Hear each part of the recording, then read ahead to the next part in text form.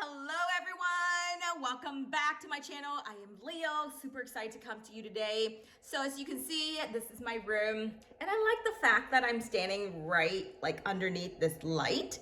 So it kind of feels like this is my halo. But anyways, I hope you guys are having an awesome week. Hey, listen, today I'm gonna be sharing with you 3 of my favorite cities in Vietnam. And you guys know I went to a total, I think 8 different cities, main ones and also small ones. So you might be curious, like which ones do I like? And what is it about those cities that I like? So I'm gonna be sharing 3 favorite cities and 3 things that you must do or the place that you must go when you are in the cities, okay? I know this is gonna do you guys some good. It's gonna be some valuable information so that you can keep tab of it when you go to Vietnam. These are a must, okay? So the number 1 city is, and oh yeah, one more thing. Make sure you watch until the very end just to see if the cities I like happen to be on your list as well. And if the cities are not on your list, it's okay. Don't feel offended. We all have different opinions. And you know what? I know that there's a ton more cities that I haven't had a chance to visit. So, you know what? I'll do that next time and perhaps I'll add it to my list, okay? And whichever cities that, you guys like, I also want to hear from you. So make sure you watch into the very end. And actually this video is going to be quite short, versus the last video that I did. So make sure that you guys watch and stay tuned to the end, okay? So anyways, let's get into it. My number 1 city. If you can only go to one city when you are in Vietnam, which city would it be? You ready? 1, 2, 3. It is Sapa. Yes, you guys, I heard so many great things about Sapa, and I cannot tell you enough how much you need to be there. And it was a really tough call between Sapa and Ha Long to name it as my first. But I just have to choose Sapa because of the feelings that I got when I was there and how breathtaking it was. And I know, like, compared to maybe Ha Giang or other cities, it might be a little bit more modernized and kind of touristy, but it's okay. Like, I feel like I get the mountain part and I also get the touristy part. So it's a great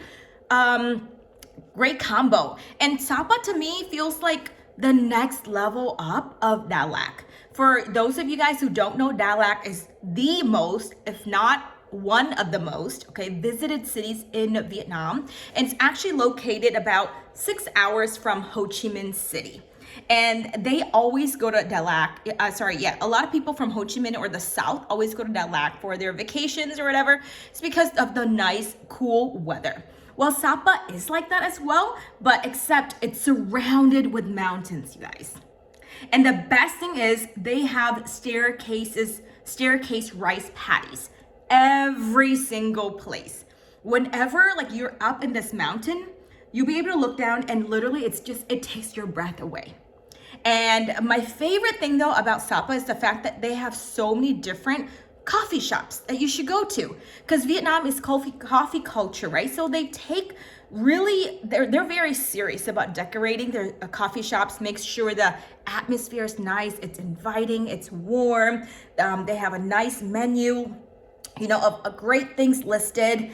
And I remember going to this one coffee shop at the top of this mountain, looking down, enjoying the view, of course, of the coffee shop, but also like that coffee was so good. I remember having egg coffee, and egg coffee is like a must get in Vietnam. It's originally from Hanoi, and it's spread everywhere, and especially if you're in the north, egg coffee is a must. So I remember just sitting there chilling, taking a deep breath. I can literally see myself there right now, just looking down, guys, and the most beautiful, breathtaking view. And it's so serene. It's so relaxing. It's so it's just so surreal that I was there, after so many videos that I had a chance to see about Vietnam, after so many images I've had a chance to scroll through on Instagram. And the moment I see something, I'm like, oh, I'm going there.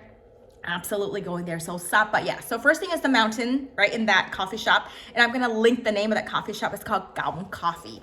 Second place is you have to go to Gak Island, which is Gak Village, which is an island that, why do I keep saying island? Sorry.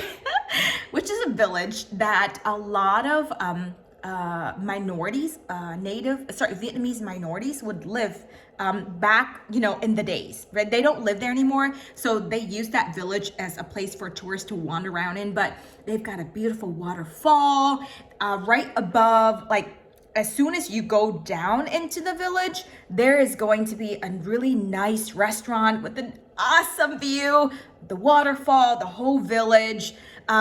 You have a chance to have so many stations to take pictures at. And seriously, guys, if you are a picture fanatic, you have to go to Gak Village, because you can take, it's like every 2-3 seconds, there's a place you can take pictures. Every few seconds. It's just, it blows my mind. And I love the fact that, you can get you can rent a traditional, like, native minorities attire, not native minority, yeah, the minority attire, and you can wear it for the whole day. And how much does it cost? 80 grand, 90 grand for the outfit, men or women. So it's about what, $5-6? Totally worth it. Okay. And I love the fact that in this one area, they have a restaurant. They also have bird's nest, like huge, gigantic bird's nest for you to take pictures in everywhere. And yeah, so definitely it is a must go. And the third place I would say is there's a place called Gamjai, which is kind of like Heaven's Gate. And the way that it's, I didn't go there, but I saw a picture. The way that it's decorated and displayed, dude, you come on there and you feel like, wait, did I just enter heaven or what? And the fact that it's like up in the mountain, I mean, tremendous, right? Last but not least, this place I didn't go to, but I also heard it's a wonderful place and it's a must visit, is Fantapan, which is this huge mountain that you do not want to climb up there. You don't want to hike up there. You just want to take some sort of like not a trolley, sorry, cable cart. Yeah, you take a cable cart all the way up to the mountain and you're literally in the midst of the clouds. Wow. Yeah, that place is a must. I didn't go because I wanted to go with my family when they come to Vietnam. So I saved that as something to look forward to. So yes, and every single person that I have talked to that has been there, they loved it, okay? They literally feel like they're just in awe, you guys, like standing in the midst of the clouds. And also, I think you get free breakfast as well, okay? So I believe that it's like an ongoing deal, but don't quote me. So I'm gonna list that below as well. Okay, so the next thing is, what's the other part? Oh yeah, my second city, I would have to say, is Ha Lam. Because it's been a dream of mine to go out there into like the water in order to witness the mountains, right? You'll see layers and layers and layers of mountains. So what I did is I took a day boat, which is about 8 hours. They'll pick you up. They actually they have transportation come to your hotel or wherever you're staying at to pick you up and take you all the way out to the dock. And then you'll board this boat and they'll have lunch ready for you, water ready for you, and you'll just ride out and out and out and out. And I kept thinking like, whoa, when is this gonna end? Like, where are we gonna stop at? But yeah, just layers of mountains. And the more that I'm there, and the boat has 2 levels. It's not that big of a boat because it's just a day trip, not like a cruise, which is also available, but not the time that I went. Yeah, so there's 2 layers of the boat, 2 levels of the boat, I should say, I'm sorry. And you just go up to the top level and you just kind of enjoy the view, massive mountains, and I love like just standing there and absorbing it, and I always feel like whenever I'm, on a boat, I always want to do that like Titanic pose, right? So yeah, guys, Ha Lam is the place to be. So besides Ha Long Bay, I didn't really feel like there's other places that I had explored inside that city. Oh yeah, sorry, one thing. They have really nice coffee shops. I don't remember the name, but you literally get such an amazing view of the whole bay when you're up there. So definitely whenever you're in Vietnam, always seek out for wonderful coffee shops. Beautiful coffee shops for you to explore, try different types of drinks. It's endless, okay? There's no way you can finish that. Check everything off the list when you're in Vietnam in terms of exploring all the coffee shops. So my number 3 city, are you ready? I know, you're waiting. I have to say it's Da Nang. Da Nang felt so much like home to me, guys. It was so inviting. Everyone is so nice and friendly, and really everyone is like that in Vietnam. But I just fell in love with Da Nang. I loved the vibes. I wish there was more diversity, and I know it's because of COVID. That's why the majority of people had already gone back to their countries. Yeah, I love the beach. So let me tell you 3 things you must do when you're in Da Nang, okay? So Da Nang is located, it's very centralized. You can access Hoi An in about 45 minutes, Hue in about 3 hours or 2 hours. And also, it's not too far from Quy Nhơn. It's about 6 hours of a drive on a sleeper bus from Quy Nhơn. And then the best thing, guys, I loved the fact that Da Nang has such a nice beach.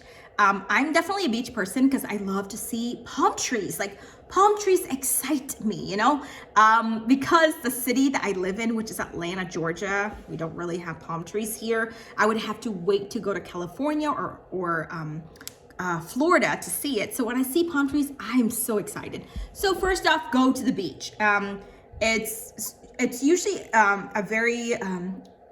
it's usually quite busy, especially, this is the weird thing, in the morning and also at night, like in the afternoon. So Vietnamese go to the beach around 4 o'clock all the way to about 8 o'clock. Yeah. And then the beach is completely empty. And then I'll tell you why. And then after that, they go to the beach again about 4 o'clock to about 8 or 9. Why? It's because Vietnamese, like most Asians, they want their skin to be light, right? The lighter, the better. So they avoid the sun at every cost. You should see them when they're on their bikes. It's hilarious, okay? So, and then I'm sure pre-COVID, you'll see a lot of foreigners on the beach, right? In the early morning, afternoon, noon, the more the sun, the better. Isn't it so weird? Like, such opposite thought process. Yeah, so first off, Mae Kay Beach. Second thing is you have to go to the Dragon Bridge. And by the Dragon Bridge, there's this whole area where you can roam around. You're right by the Han River. There's lots of shops that you can go to, lots of restaurants, and also right around the corner, there is a night market. So you can venture into there, explore the different, souvenirs, products that they sell, and the food. Third thing, right, there's more, but like one of my ultimate favorite things in Da Nang is Sơn Trà and the amazing resort that is on there. It is called the Intercontinental, Da Nang Intercontinental Resort. It is just epic, okay? The experience is just like none other, guys. Amazing customer service, awesome view. Like, I cannot tell you enough about the view, okay? I took my Filipino friends there for a few hours and they were just in awe. They loved it so much. They literally felt like, wow, this is like a retreat, you know?